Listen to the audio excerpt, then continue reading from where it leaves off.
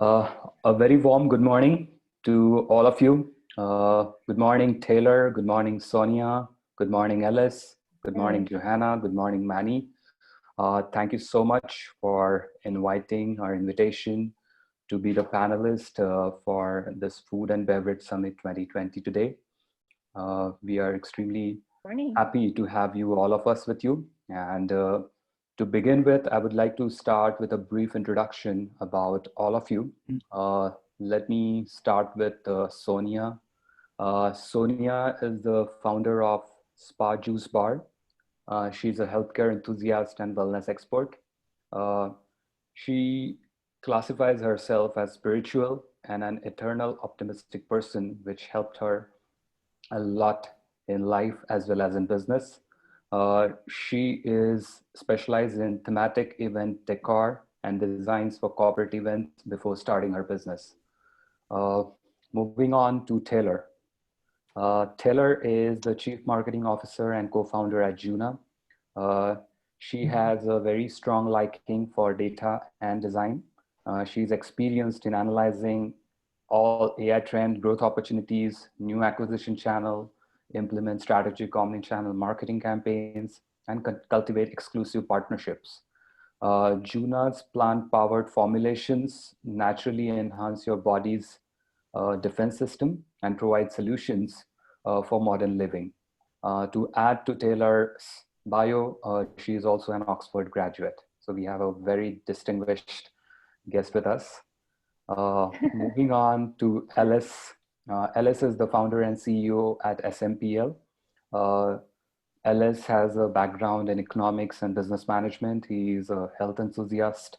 Uh, Ellis's business provide organic wellness snack infused with superfood, and it allows extremely essential in today's scenario. So welcome, Alice. Then we have Johanna with us. Johanna is the co-owner of Vena's Fizz House, which is a craft soda and mocktail and cocktail bar with mixology retail shop.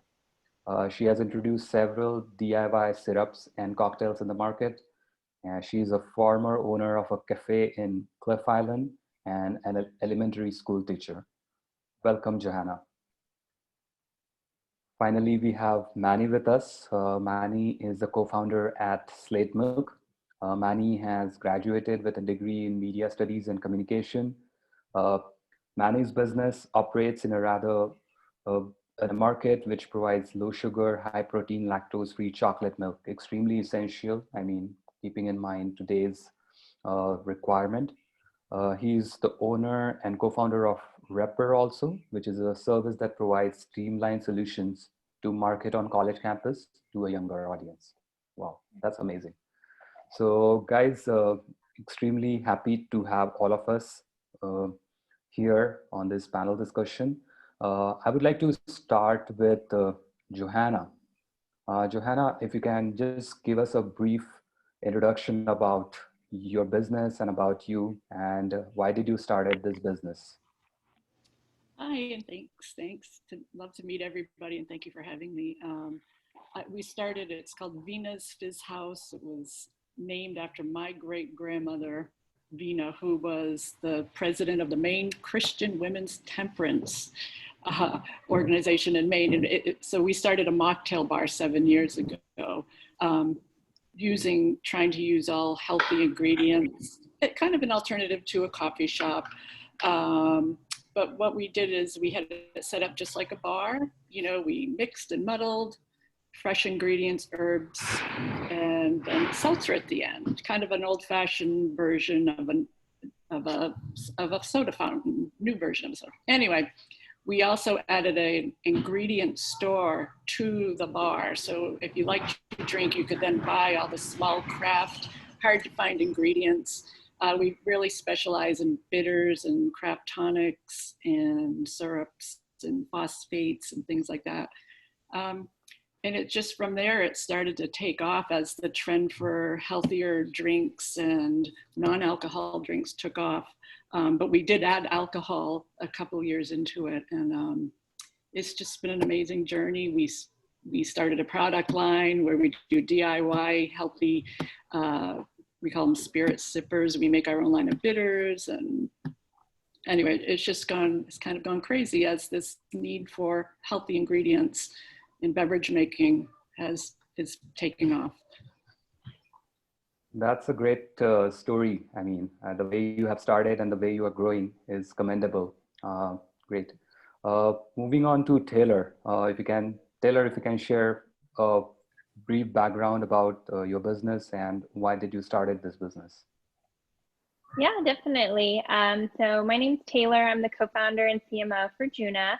My founder and I partnered and launched Juna back in August 2018, really looking for all natural plant-powered alternatives to some of these quick fix pharmaceuticals. So everything we make is hemp-based. So we have a line of CBD products to offer these plant-powered solutions to optimize mind, body, mood, and sleep. So every Juna product is rooted in our non-negotiables, such as, first, we solve a problem. We want to fit into our customers' everyday routine. We want to create super effective products, so everything's third-party tested and verified. And then every product is organic and clean. So those are really important to us. My partner, Jewel, she is has a culinary background as a chef and sommelier up in San Francisco. So she really takes, that culinary approach to our formulations, and I'm more on the marketing, branding side of things. Wow, that's great. So you have a co-founder with you, and I think you have you're taking your business to new heights. I think marketing is going to play a huge role in that. Excellent there. Great. Yeah, definitely. Especially during these times, I mean, with COVID and, everyone's looking for, ways to boost their immunity. And I think, we're all dealing with additional stressors, managing working from home with family life and all of those things. So, we definitely seen business increase with that. Sure, that's great there. Let's go to Ellis. Ellis, if you can give a brief intro about you and about your business and why did you started your business? Yeah, so I'm the founder of Simple. We make a line of functional superfood bites infused with real daily doses of adaptogens for energy, stress relief, sleep, gut health. And so we launched the brand really as a way to bring a lot of these different unique superfood powders and adaptogen powders into everyday modern life. So one of those on the go in a clean, convenient method. And so bringing that into the snack category, sort of vegan, non-GMO, gluten-free, no added sugar snacks infused with these daily doses of functional ingredients for unique time and needs. And so we launched almost about a year ago, and that's kind of where we are today, partnering with a lot of independent retailers like Urban Outfitters and Bloomingdale's, Erewhon, and starting to grow sort of on the coast right now. Wow, that's a great, I mean, the way you started is amazing and you have a long way to go. That's excellent there. Yeah, just getting started here. Yes, I think let's go to Sonia. Sonia, if you can give a brief introduction about you and your business and how did you start this business? Okay, we've been in business. Spa Juice Bar has been in existence for 6 years now. I am a cancer survivor. I started juicing as a result of cancer. I like to say my cancer at that time. I was diagnosed with breast cancer about 10 years ago. And it started, and I'll be real quick. It started with, I had a lump on my breast, and I went to the doctor, and they were pretty cavalier about it, that it's nothing. And they told me they'll do a biopsy, and the biopsy should come back okay. Well, it didn't, and I was diagnosed with breast cancer. But unbeknownst to me, a good friend of mine, 2 weeks prior, was telling me about juicing, and I didn't embrace the lifestyle at that time. And I was telling him, oh, I don't really like juicing. I don't like the taste of it, yada, yada, yada, yada. So what ended up happening when I was diagnosed with cancer, I immediately called my friend, Mark Linksman, and I said to Mark, what's the name of that juicer you were telling me about? And he told me it was the Green Star Juicer. So I ordered the Green Star Juicer, and this is how divine the universe is. On my bookshelf, I had a book by Dr. N.W. Walker, and he's the original pioneer on juicing. And Dr. Walker talked about the importance of cleansing the colon. He had a formula in there that I ended up putting that particular juice on my menu because that was the juice that really got me started in juicing. And the juice was carrot spinach. And he said, oftentimes when a person is sick, it's a result of a toxic colon. So as I was going through radiation, first the lumpectomy, I started juicing about 64 ounces of juice a day. On the weekends, I would make a smoothie, a berry smoothie with spinach because I wanted the antioxidants. I started consuming more herbal teas, focusing on dandelion and milk thistle to cleanse my liver, and burdock root to cleanse my blood. So I had this regimen going. I didn't really know exactly what I was doing, but I felt in my gut that this was the direction in which I were to go. So as a result of drinking 64 ounces of juice, carrot spinach juice a day, approximately about 32 to 64 ounces of the herbal teas, so I was urinating quite a bit, my body began to shift. And what was happening was that my tumor started to shrink. And I was so amazed by this. So I say to my husband, I think my tumor is shrinking, because I was fortunate enough that I was able to see my tumor. Every day I would look at it, and every day I would meditate, and every day I would just feed it with these nutrients. And he was a little shocked by that, just as I was. So when we go in for the pre-op, my surgeon says to me, Sonia, your tumor is shrinking. What are you doing? And I go, nothing, just juicing. Now keep in mind, I never changed my diet. I just incorporated the juicing into my lifestyle. But what happened was that my palate began to change. My skin started changing. My hair was changing. So when I go through the lumpectomy, and then I'm told that I needed to do chemo as well as radiation. And my spirit just wouldn't allow me to do the chemo. For some reason, I just could not do the chemo. So I was fortunate enough to have an oncologist who believed in the science of Eastern as well as Western medicine. And he says to me, well, if you're going to do the juicing, you have to continue, but you need to go organic. And I go, okay. So as I'm going through the radiation, I'm drinking the juices, I'm consuming the herbal teas, I'm really focusing. The key element was my colon, my liver, and my blood, because your liver is your filter. That's what I learned. So this became a lifestyle for me. And as I was going through the radiation, I continued to juice. I didn't have the typical symptoms that one would experience, like the blistering, the hardening of the skin. Your skin becomes really, really tough. I didn't have the energy that I would normally have, but other than that, I was fine. So radiation is gone. Now I am addicted to juicing. I began blogging about juicing. And then when I turned 50, that was about 6-7 years ago. No, 7 years ago, right? I forgot. 7 years ago, I turned 50. And I wanted to do something for myself as well as others. So that's when I opened Spa Juice Bar. Now, the focus of Spa Juice Bar is about empowering oneself. Because oftentimes people tend to rely on the medical industry to heal themselves, but we actually have the power through our food source to heal ourselves. So what I started doing, I started focusing on the vegetables as well as the healing herbs. healing herbs and superfoods. So in our juices, I'll give you an example. Like I have Morning Boost, which is about basil, apple, and lemon. And people often say, basil, how can you put basil in a juice? Well, it ends up being a really, really good juice, but I was focusing primarily on the digestive system.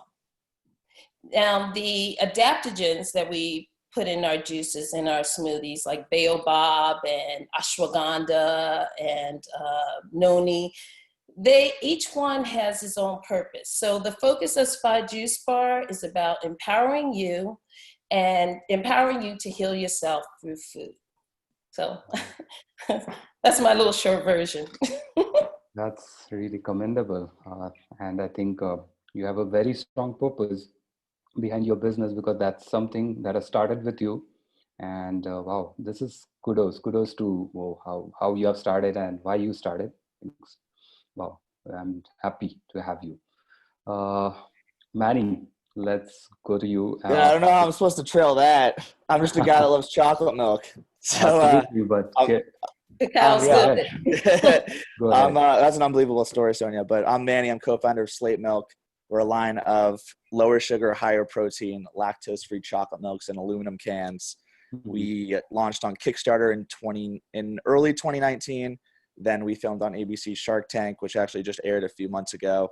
Then last November, launched into about 500 grocery stores. Now we're in about 1,000 stores, and we sell online because our products are shelf stable. But we just sell chocolate milk. Wow. So we have everyone on the panel, which is into kind of helping boost the immunity. And I think the products that you guys have has got the best market fit, taking into account today's scenario. Wow. So I have this one question for all of you. Let me start with probably Manny again. Manny, how was your business, let's say in the month of March, and what trend or what change have you seen in the last 4 to 5 months for your business? Yeah. So our team is backed by a lot of ex-grocery folks. So our goal was to be grocery heavy and have e-commerce kind of just be a nice, like what we call gravy. Like it's great for it. It helps with sales. It helps boost our revenue numbers. It allows people all over the country to get the product if they want it. But we were designed to be built in grocery stores. But me and my co-founder both decided that we wouldn't launch the business unless we could sell online. So we actually in March started allocating more of our resources towards e-commerce, because you had new consumers that, I was teaching my grandmother how to buy something on Amazon, right? You have a new wave of consumers that are now buying things online. So we started to see this growth creep up a little bit, starting probably closer to April, even when we weren't doing any more e-commerce marketing. And then we just started seeing unbelievable results with just a little bit more marketing towards driving people online. So we started seeing our retail sales start to go down a little bit, just because the product wasn't on the shelf, the stores couldn't order, and our e-commerce numbers start to climb. And so we actually reallocated a lot of our marketing resources towards driving online purchases, because again, people were buying things online. It was what's best for all of us, for people to be buying things online. So it was, obviously with the world, it was unfortunate to see, but I think it taught us how to properly market online, where even now our grocery sales or retail sales are picking back up. Our e-commerce sales aren't slowing down at all. So for us, it was all about reallocating resources and gaining knowledge. Wow. So you have a very amazing balance of offline and online. And I think the online channel is really working out well for you. And you have a very long way to go, because the number of customers that you might have acquired in this time period is going to help you in acquiring additional customers through word of mouth and referral. And I think all the digital marketing efforts that you might be doing. Amazing. Absolutely. Yeah. Coming to Ellis. Ellis, how was the business for you in the last 4 or 5 months? What did you see? Anything in particular, any particular experience with the number of customers? Yeah, so our business, we launched last September. So our business is built on alternative retail. So spas, juice bars, Equinox, Urban Outfitters, Bloomingdale's, Four Seasons. And so our business is pretty affected by it on the retail landscape. we weren't really, we were just getting into grocery like UNFI and some of the distributors in March. So sort of our first 250 doors were basically all alternative and almost all closed once COVID hit. And so it really gave us an opportunity to focus on grocery and online, which we didn't focus on much before. And so allocating those resources and marketing dollars and time and bandwidth toward more grocery and e-commerce, we've seen a huge jump. 6 months later, most of our alternative stores are still closed and likely could be through the end of this year going to next year.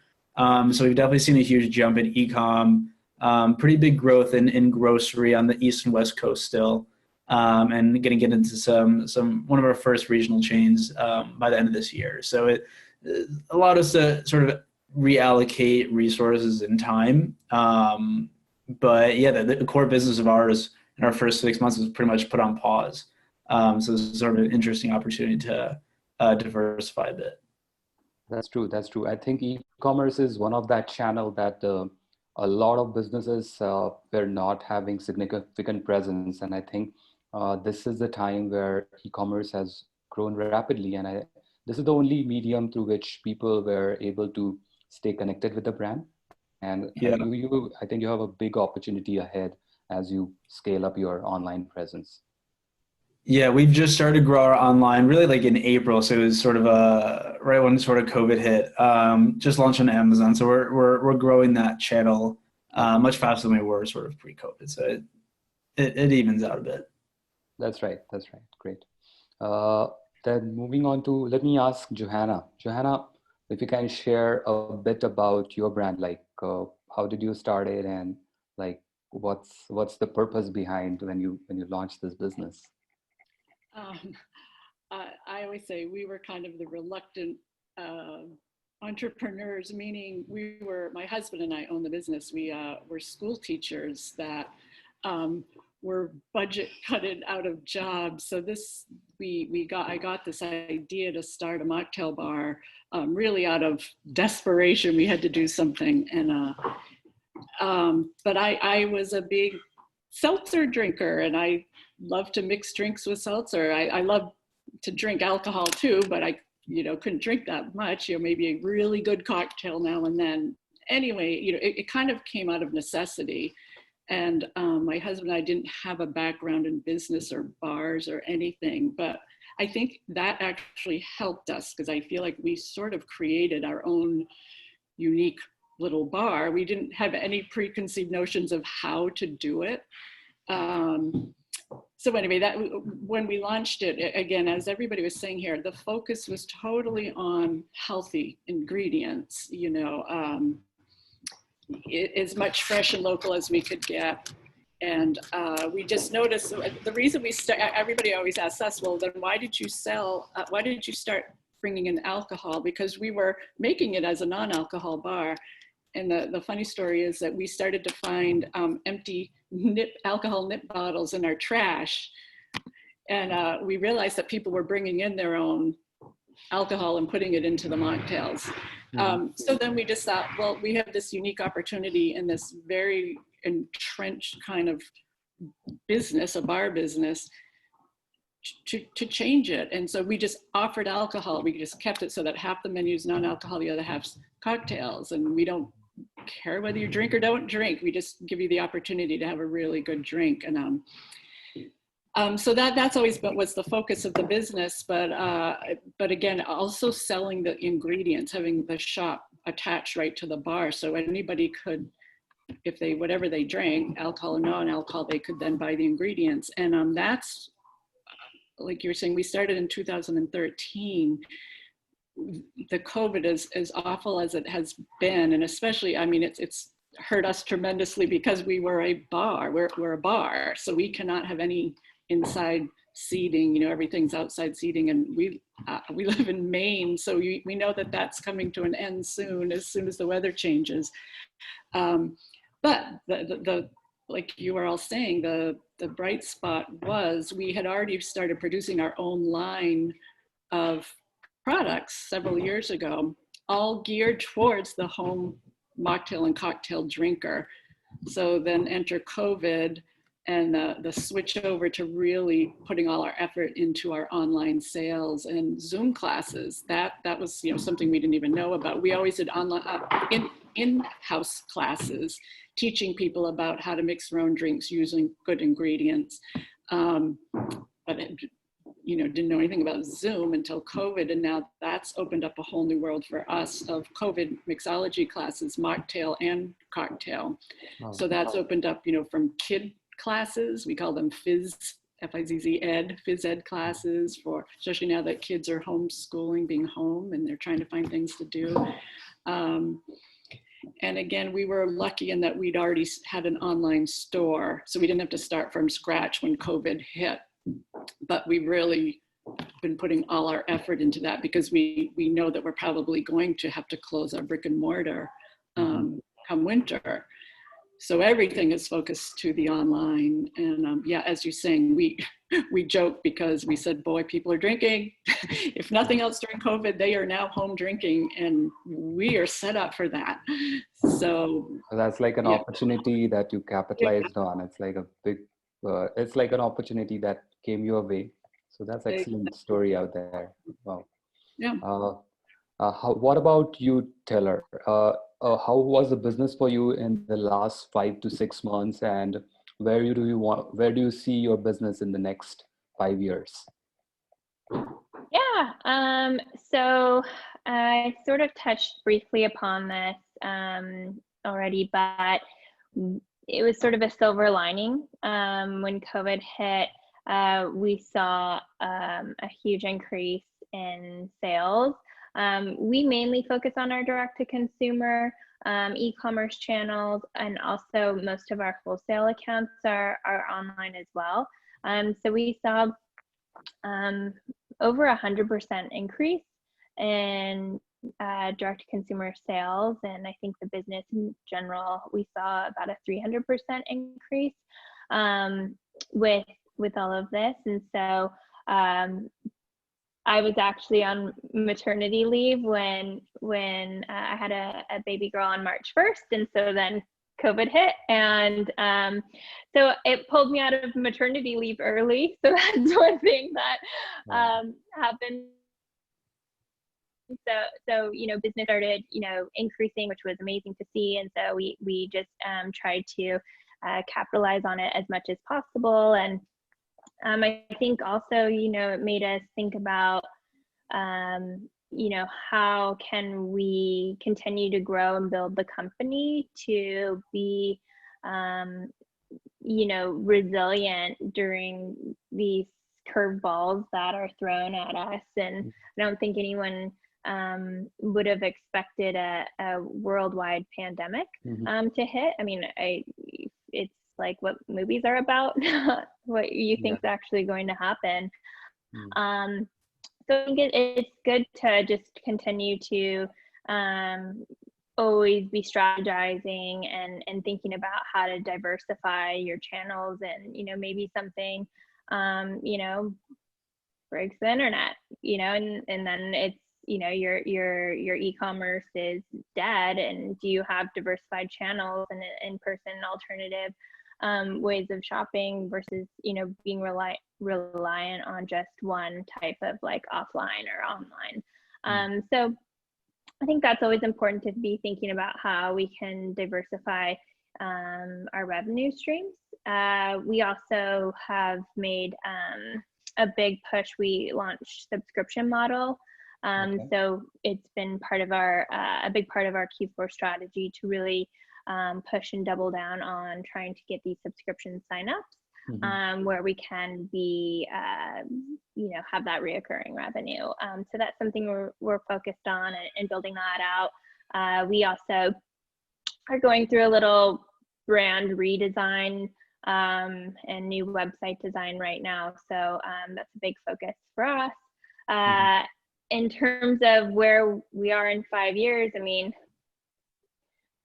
sky's the limit. I mean, I'm still, working on my 2021 projections. So that's where my head's at right now. And again, a lot of that includes diversifying our revenue streams. And We're talking to like Erewhon and some of, Ellis, some of the partners and retailers that you mentioned we're in talks with. And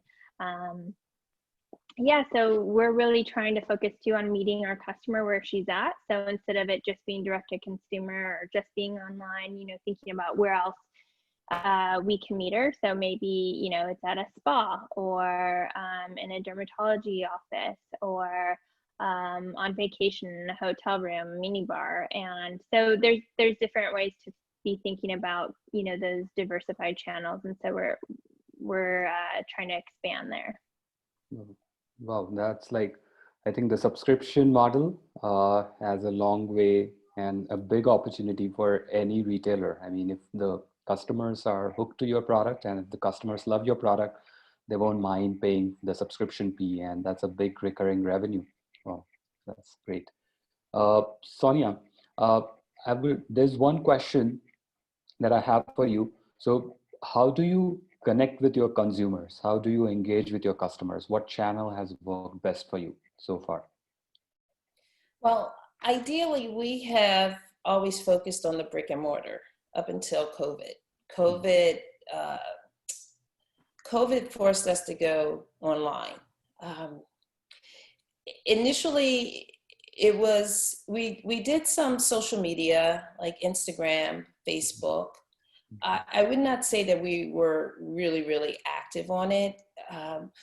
We set up the juice bar so that it's more in line with your neighborhood juice bar, where you come in, everyone knows your name, and we engage with you.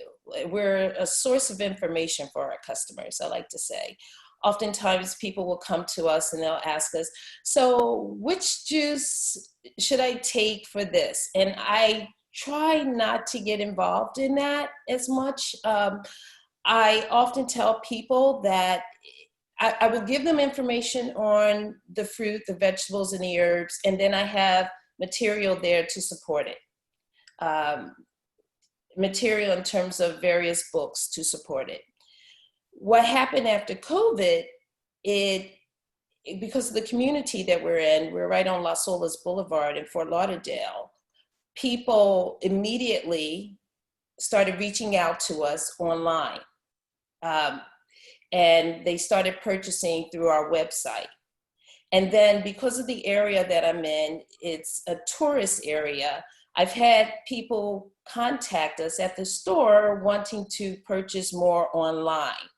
So we had to shift gears, and our online sales has, oh my God, it has increased tremendously. But now we have to go outside of this market because we were just solely focused on South Florida. And just recently we have, we just got a FedEx account and UPS, so we'll be doing outside of this market. But how we engage with our customer is just basically providing them with the information that they need. Mm-hmm. And what I mean by that, I'll give you an example. We have a juice combination. We call it Foreplay. It's just a play on words, Foreplay. But Foreplay was designed to strictly boost your immune system. Because right now, our focus is on educating people on the importance of boosting their immune system during COVID. Mm-hmm. So what's in Foreplay? Well, we have ginger, which is an immune booster, is an anti-inflammatory. So there's like a 2-ounce shot of each. So you have a shot of ginger, which is your immune booster, and antioxidants, anti-inflammatory, boom, you take that one down. And then you have a shot of turmeric, anti-inflammatory, because oftentimes when we're sick, it's because of inflammation. Then you have burdock root, which is a blood purifier. And oftentimes, this is the forefront of Spa Juice Bar. Oftentimes people are focused on cleansing the external part of their body. We are focused on cleansing the internal part of the body. So when you focus on cleansing the internal part of the body, it radiates outward. It creates the body's defenses. So Burdock root is something that you don't find, burdock root juice is something you don't find everywhere. We provide it. So there's ginger, turmeric, then there's burdock root, which is the blood purifier. And then the last shot is aloe. Aloe is excellent for the digestive system. So everything we do is about educating the consumer. When you educate the consumer feels more empowered. And what excites me the most is when my customers come back and we actually have a conversation about the importance of nurturing and cleansing the body.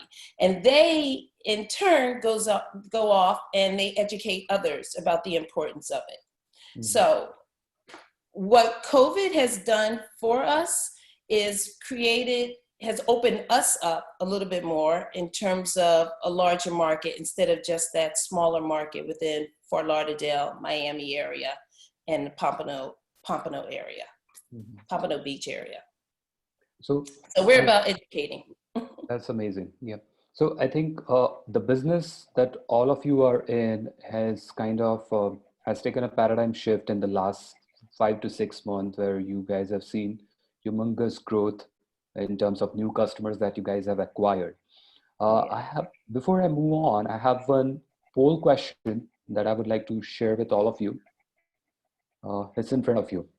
Do you know which customers are you losing? So because of the pandemic, definitely the online channel has tremendously helped you in acquiring new customers. But when you are acquiring new customers, how are you able to retain them? So do you get to know which customers you are losing? So if you can all answer, I can answer that one real quick. I'm losing customers who are fearful of coming outside, leaving their homes. So that's what has compelled us to do more online.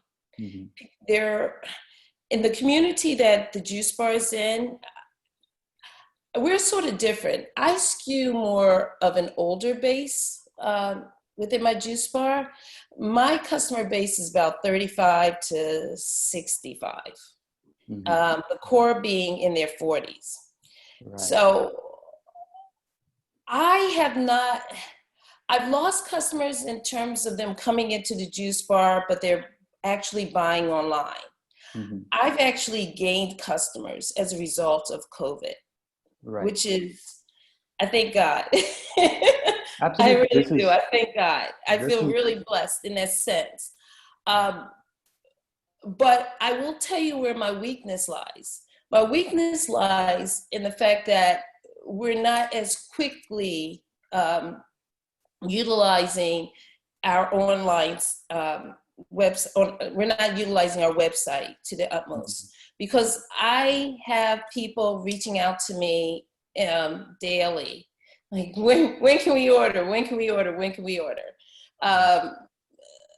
So I would say that that's where So you have an opportunity there. So I have a great opportunity there. Absolutely. Yeah. So for the poll question result, I have like 67% of the people feel that they don't know which customers they are losing. This is a major kind of a bottleneck where acquiring new customers through digital marketing is possible in today's world, but engaging and retaining them is a tough challenge. And that's where we at Anaito have been kind of working really hard, where we built the technology to kind of understand and analyze the consumer behavior in the manner where we can actually analyze how the customers are coming, how much time they're spending, how are they engaging with your brand. And based on all this analysis, our algorithms can then predict which are the set of customers that a business is about to lose, which is an extremely critical piece of information and actionable insight that can help a brand. So we work on that front. Okay, moving on to the next question I have for Ellis and Manny. So you guys have an offline presence significantly, and because of the pandemic or the way things have changed, you guys have kind of moved into the online part. Like an online channel is extremely essential for you. So what do you think, how do you plan on engaging more with your customers through the online channel? What digital marketing strategies you have thought of for the next uh, Q3, Q4? Let me start with Manny, if you can answer. Cool. Yeah. So yeah, I mean, I think retention's hard, right? I think we're about 9 months in now. I think we've done a good job of top funnel. We kind of let the product do the talking when people are on the page. We use a lot of discounts. But one thing that we don't do very well is retention. So a lot of top funnel comes from Facebook and Instagram ads. We do a lot of retargeting ads. And then we do a lot of driving people to sign up for emails. Then we use Klaviyo to retarget people with emails once they're kind of in the funnel. But our plan is to continue to find ways to bring people back that aren't through social ads and through emails. And so we've started investigating with other social media platforms. We've started investigating with Google, with Bing. There are a lot of different things that we've started integrating where we want to really focus on retention, on bringing people back. Because look, like if I buy a bathing suit 7 months ago or a year ago and I need a new one, like I need to see an ad for it, even if I'm a pre-existing customer. I'm not going to remember that company most likely. So I think that it's something, especially things that are, brands that are seasonal or people that integrate things in their routine based on time. It's really important to make sure that you have a funnel, not just for new customers, but customers that have purchased at least once in the past. Wow, yeah, that's a great strategy you have planned out there. How about you, Ellis? How do you plan on retaining your customers that you have acquired recently and going forward? Yeah, so in addition to all the Facebook and Instagram and a lot of the more mainstream channels, we sold in a lot of juice bars, cafes, spas, fitness studios, and have solid partnerships with a lot of some of the bigger names in the East and West Coast. And so we're doing a lot of, especially for Q3, Q4, so we're spend a lot of time in Q2 planning for this. A lot of activations online with a lot of these retail partners, like Exhale Spa or Higher Dose, and some of these partners who have some super loyal customers of their own, in doing collabs with collab email newsletters or Instagram live workouts that will sponsor to get into their customer base where we previously were, but just at retail, which was a much easier way to acquire.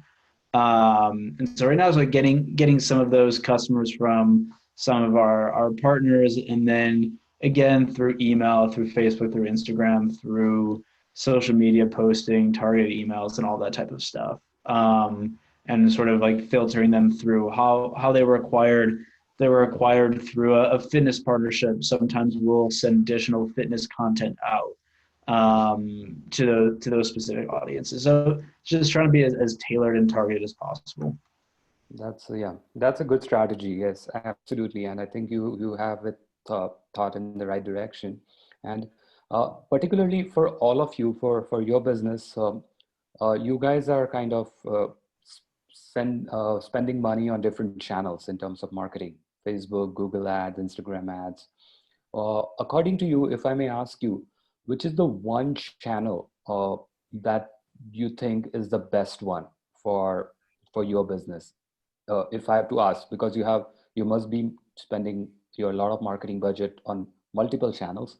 But if I may ask you, what is that one channel that you will be spending your money a lot on? Let's say either Facebook or Instagram or YouTube. What do you think? Let me ask Taylor to begin with. What is that one channel that you prefer? I don't think there's just one channel. Again, like how we talk about diversifying, these revenue streams. I think it's so important to be diversifying marketing as well and not having all your eggs in one basket. Things can change, algorithms change, and so I think to set your company up in a safe way, it's important to diversify. We're still in a lot of beginning testing phases with which channel we're investing the most of our budget into. With being having hemp products and CBD products, there are a lot of restrictions around advertising in traditional spaces like Facebook, Instagram. and even Google. So we've had to get really creative with that. Most of my career has been around, growth marketing and digital marketing. So it's kind of a new challenge getting around some of those restrictions. I'd say PR is very important. We've had over 65, 75 organic press mentions, which has really helped build our brand. And then in addition to that, email is great for us, and, doing partnerships with some of, some other brands where we feel like we have an aligned demographic has been really successful for us. Since COVID, we've been doing more Zoom, what you guys have mentioned too, like IGTV and Zooms and things like that. So it's diversified for us. It's not just one channel. We're kind of working and testing with all of them, and also considering some traditional marketing, such as like mailers, direct mailers. Well, that's a great point you have shared there. Absolutely. You are trying to have a distributed spending across channels to have that regular acquisition of customers. Great. Johanna, if I may ask you, if you can share any experience that you have with a customer feedback that you might have received that has helped you in improving a process for your business, or it helped you in kind of bringing a new product or adding a new product to your existing suite of products. So any particular experience that you had with any particular customer, any particular story that you have there for us? Definitely our major online product that we sell the most of are what we call our spirit sippers, and it's kind of a DIY cocktail in a jar. And that came about because in our regular bar and mixology shop, I sell all these ingredients, tons of ingredients. A lot of them are liquid based. They're bitters, they're tonics, they're syrups.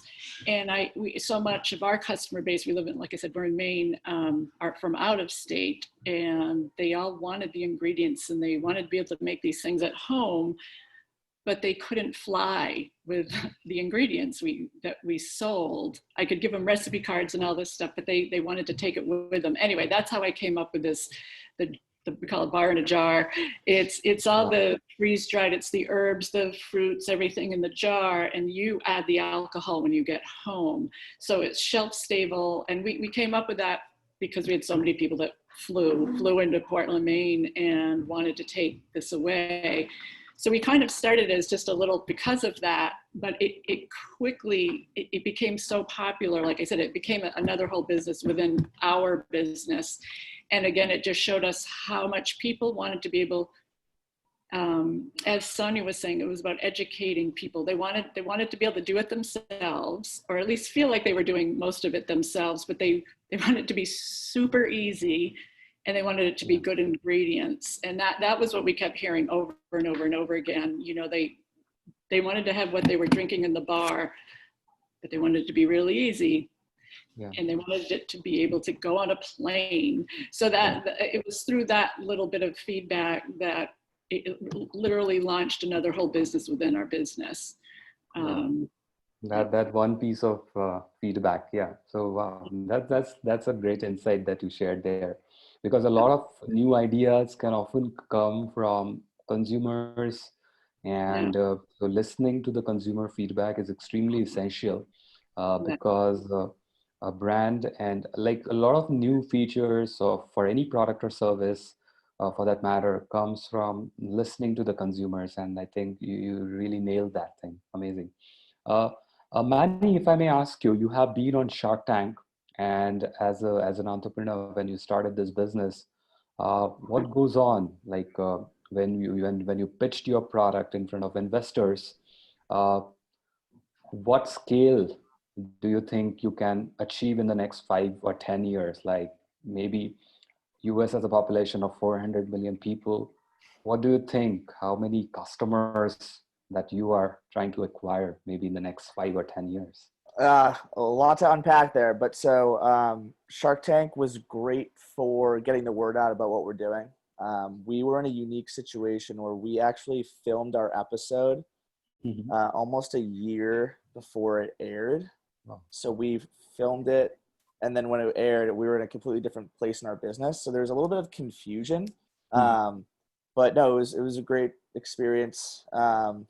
It's, you know, you realize that everyone's going to have an opinion, whether it's someone that is on TV every Sunday or whether it's, you know, just, you know, John who lives in North Dakota and loves chocolate milk. And it kind of reminded us that we're building the business for people like ourselves that actually want the product. Yeah. And, you know, there are going to be investors along the way that it's not the right fit for. And I think going in, we had some expectations, and what happened in the tank, I think, fulfilled a lot of those expectations. But no, I think it's, you know, like what a lot of people here are saying, it's listening to your consumer.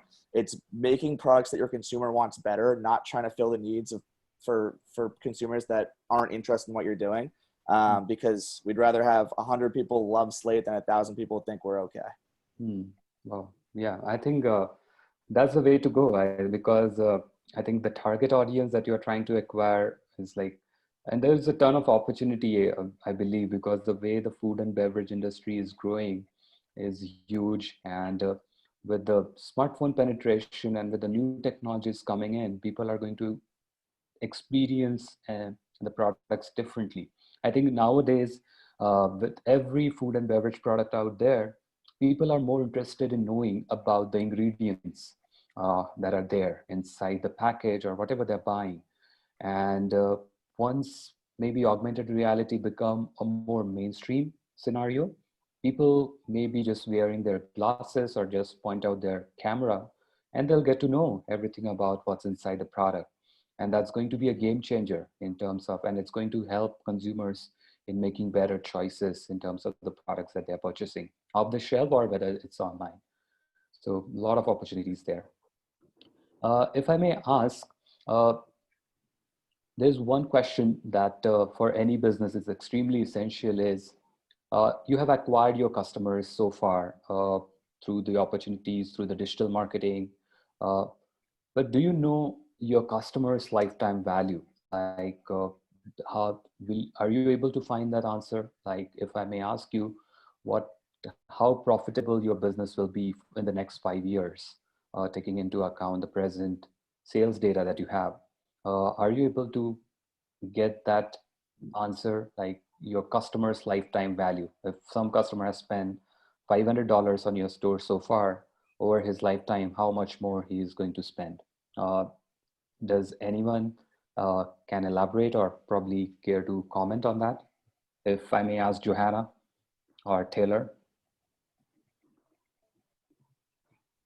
Yeah, Go ahead, Taylor. Johanna, you can go ahead, or well, I have a few. I was just going to say, yeah, that's actually something we're now starting to try to research more about that, because we've actually found that we have really great retention, that a lot of our customers aren't just one-time customers, and we're actually not sure why that is.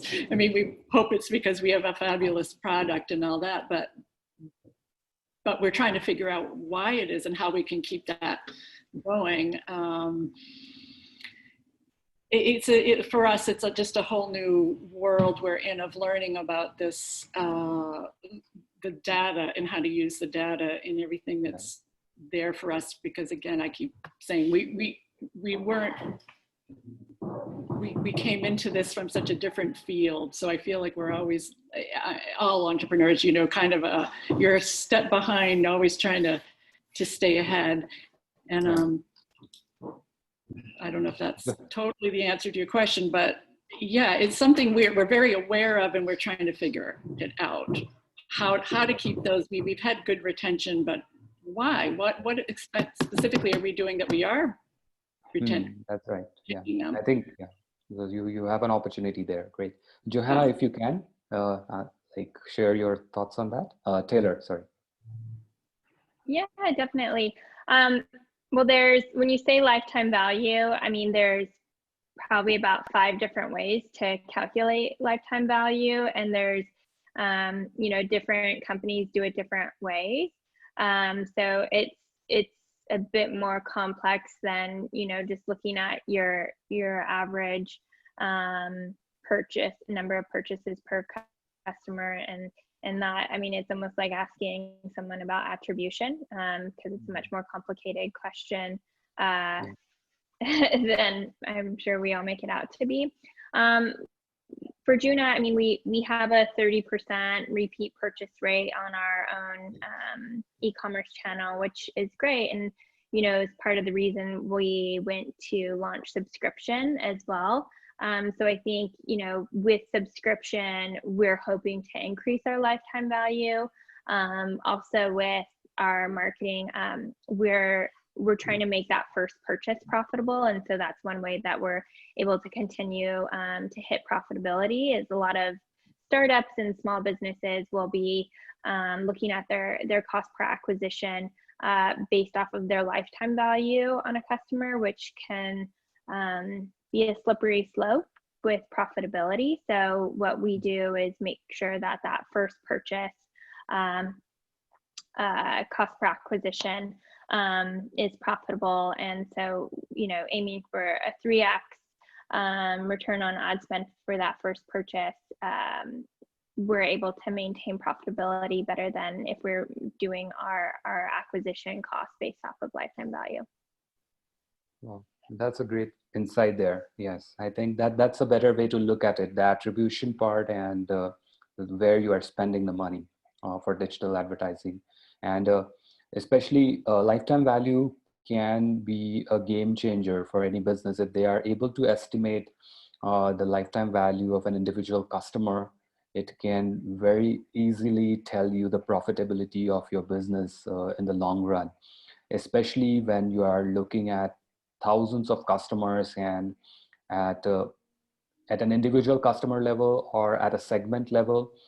If you're able to identify a set of customers, or a group of customers, which let's say call the high value spending customers, you can have a maximum revenue coming in from those set of customers, so a lot of attention can be given, a different marketing approach can be taken to people from whom repeat purchase is possible. So yeah.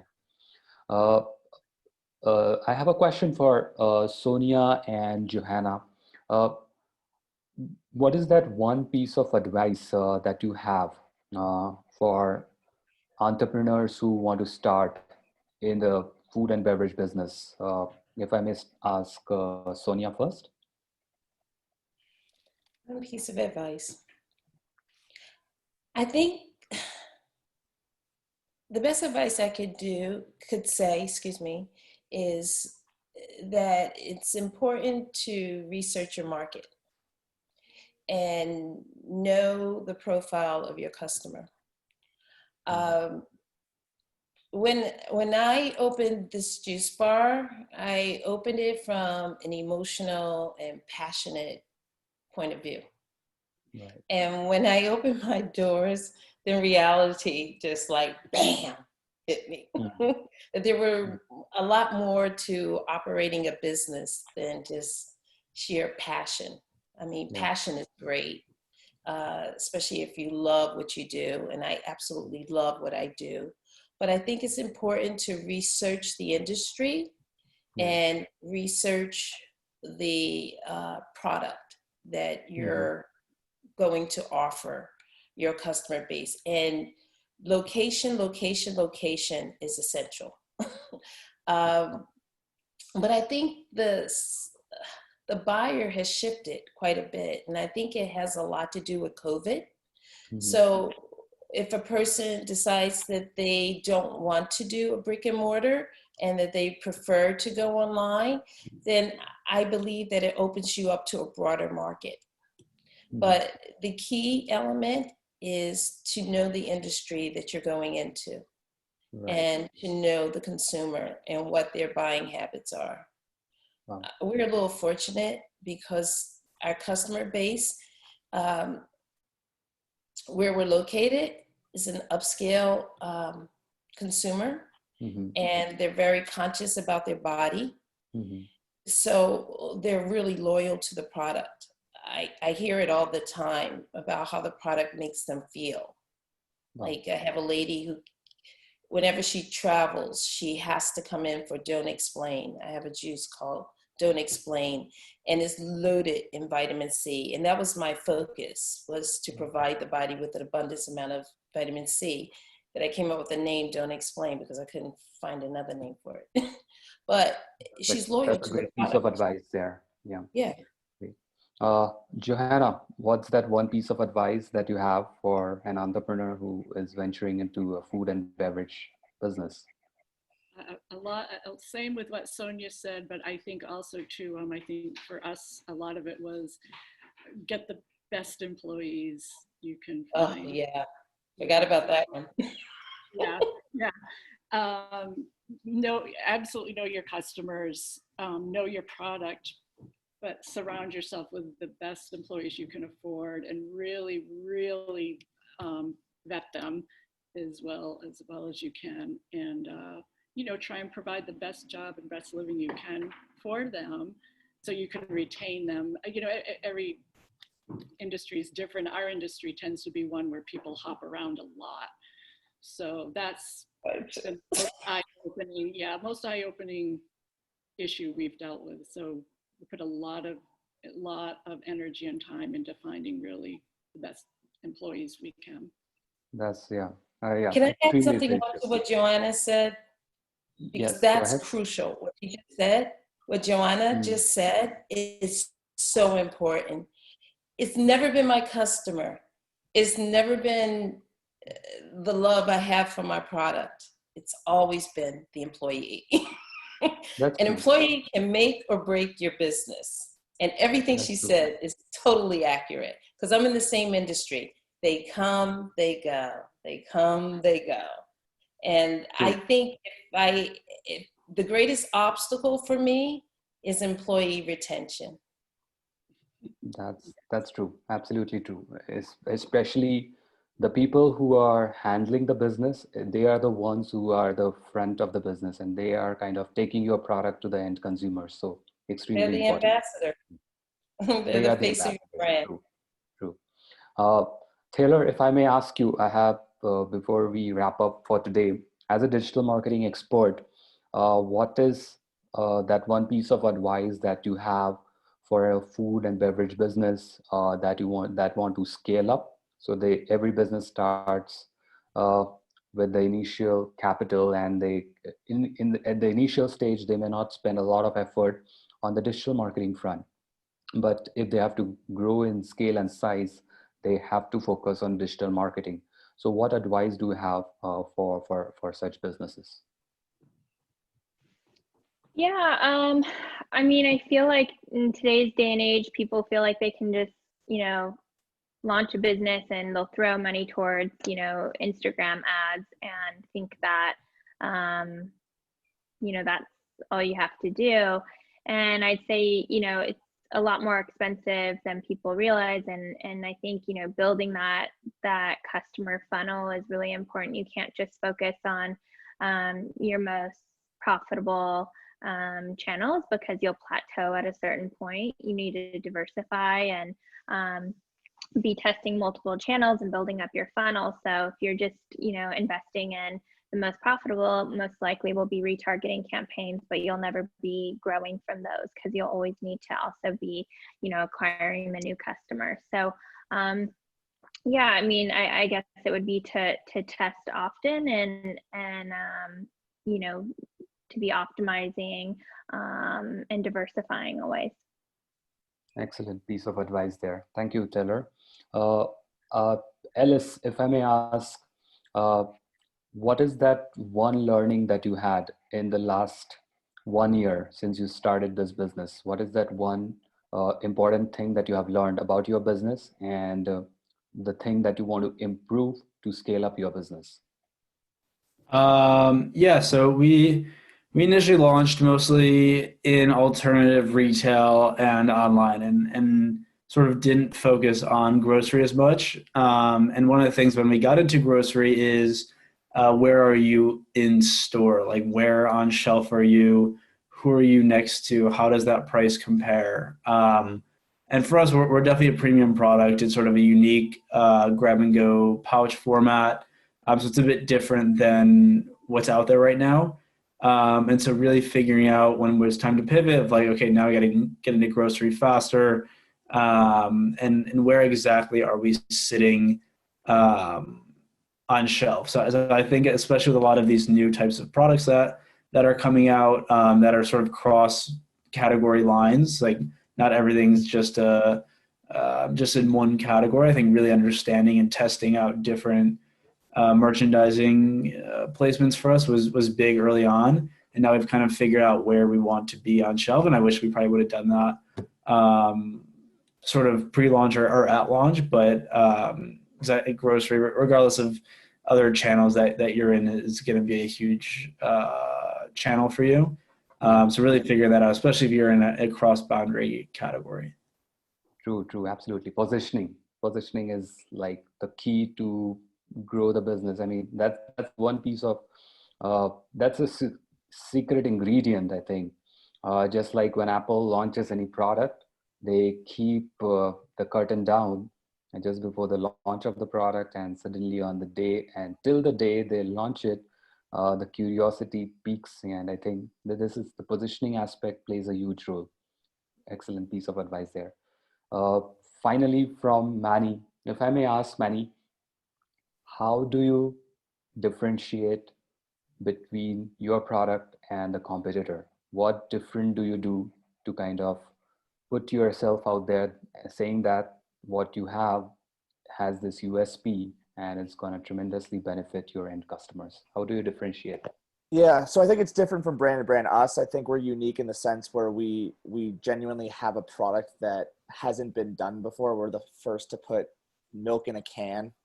We actually filter out the natural sugars from milk, which has been done before, but we have less sugar than any other chocolate milk on the market that's all natural.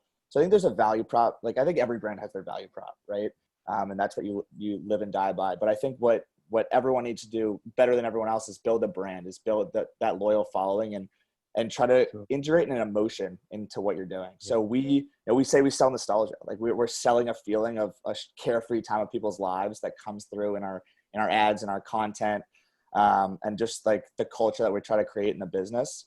So I think it's really building a brand, and however you have to do that, whether like we partner with some like celebrities, athletes, to make sure that when they're talking about us, they're doing it in a positive light. And, it's helping people, it's bringing people back to a time of their lives that they enjoyed. And so I think that's what every brand has to do to differentiate is you have the best product in the world, but your consumers need to relate with your mission and what you're all about. Yeah. Excellent. Wow. That's a great piece of advice you have shared there. I think it was an amazing panel discussion today. And I would really like to take this opportunity to thank you, all of you. Starting with Taylor. Taylor has touched upon the importance and significance of digital marketing to grow the size and scale for a food and beverage business, and how it can tremendously help in acquiring new customers. Thank you so much, Taylor. Sonia, wow, what a story you have there.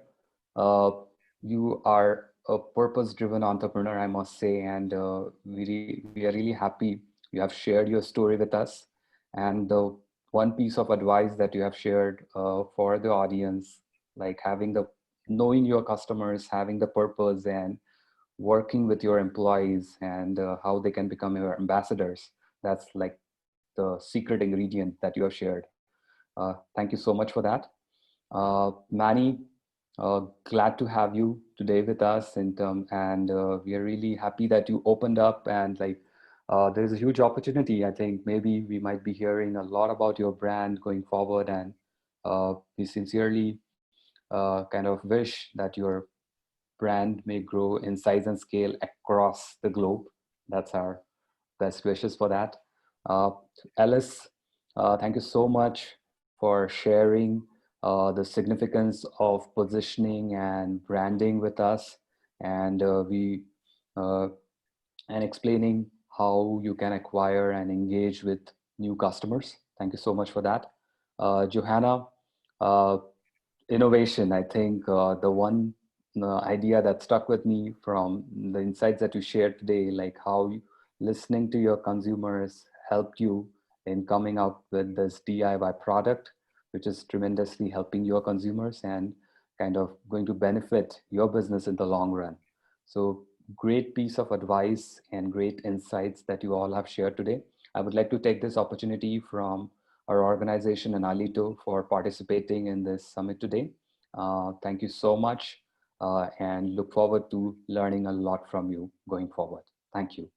Thank you. Thanks, guys. Good to meet you. Thank you. Thank you. Bye. Thank you. Bye. Thank you. Bye-bye.